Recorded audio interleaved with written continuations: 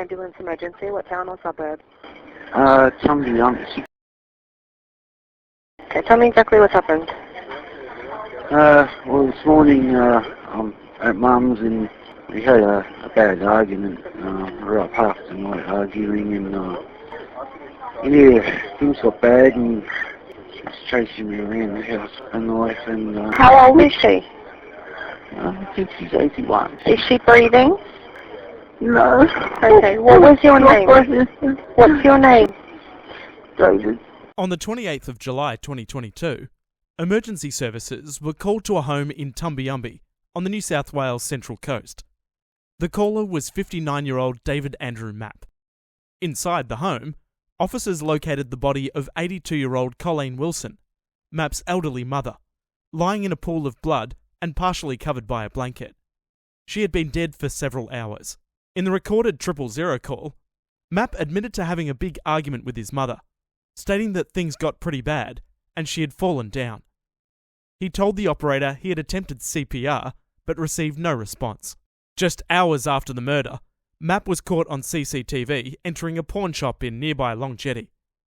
There he sold a 55-inch Hisense TV and a whippersnipper he had taken from his mother's home. The store clerk took his ID and paperwork before handing over four $50 notes. Mapp used the $200 to purchase heroin, later found used in a syringe inside the console of his mother's car. Police body-worn footage captured the moments after officers arrived at the scene. Mapp is seen speaking with the officers, attempting to explain what had happened. Just letting you know that I'm recording this conversation, your actions, do you understand that? Yes. Okay, I'm Constable Simpson from Wyong Police. Yes. Right, continue. What were you saying? She chased me around the house with a knife. Just before you say anything, I just got to let you know that you don't have to say or do anything if you do not want to, okay? I'm going to record what you say or do, and this recording can be used in court. Do you understand that? Do you understand that? Yes. Okay, now keep going. The thing, this went on half the night. She's asked me to go out and get the pot plant, and I came in, she had her back to me there, sweeping the floor, and she come at me again with the knife. Where's the knife now? Don't touch Don't. it. Where's the knife now? Just stand up against there. Is it in this one? Second. Second drawer. You're saying you got COVID? Yes. You got a mark? Yeah. Thank you. Further on. These are pretty tight. They're tight. Yeah, that's it. It's regulated. Yeah. If cold, do you have the crime scene, obviously? Yes. Yeah, down to the wall. They're tight.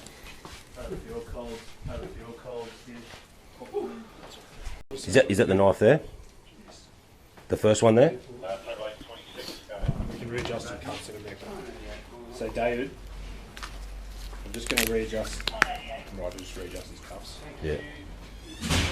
So back to the knife. She was chasing with a knife. What happened then?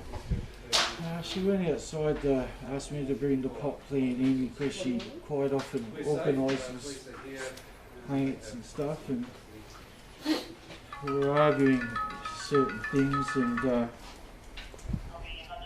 I came in and she had her back to me at the table, sweeping the floorboards. Yep. She had a back to her, yep. And she came at me again with the knife. I protected myself. You protected yourself? She wouldn't stop. Just while you're telling this story, you can take your mask down because I can't really hear. Sorry. So, continue.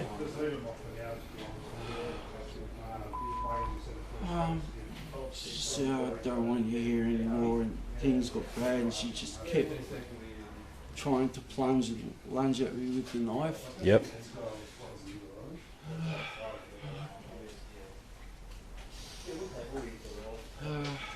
What time of day was this, David? It was this morning. This morning?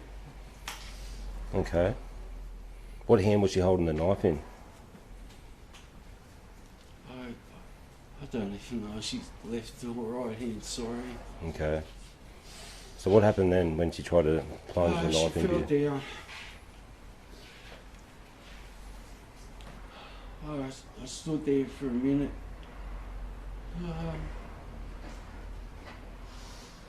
Blood sort of. How did she get blood on her head, David? I guess when I threw the plant, I guess she hit her head on the way down the table.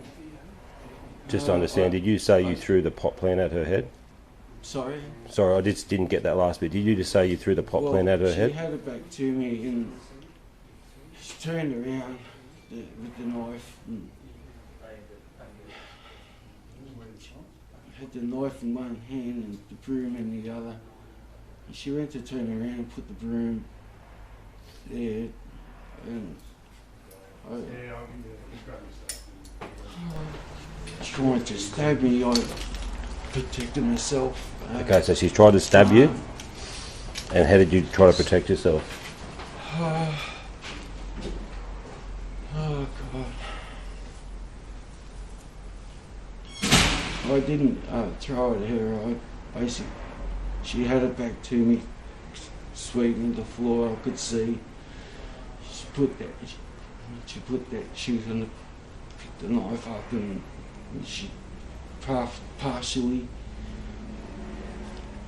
And I just sort of lunged at her with the plant. You lunged at her with the pot plant? Not lunged, just in the midst of trying to protect myself. I didn't know how hard I was throwing it. I was in the midst of arguing with Mum and yep. I saw the knife, and I just, before she could turn around and pick the knife back up off the table,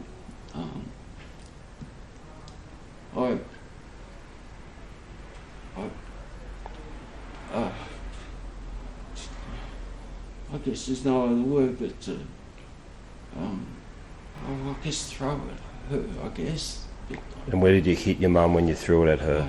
In the back of the head. In the back of the head? She was facing towards the rooms. My mum,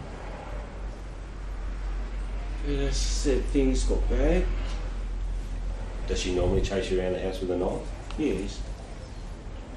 The court later heard that the pot plant weighed approximately 15 kilograms and had struck Miss Wilson in the head, causing a 40mm laceration and fatal bleeding on the brain.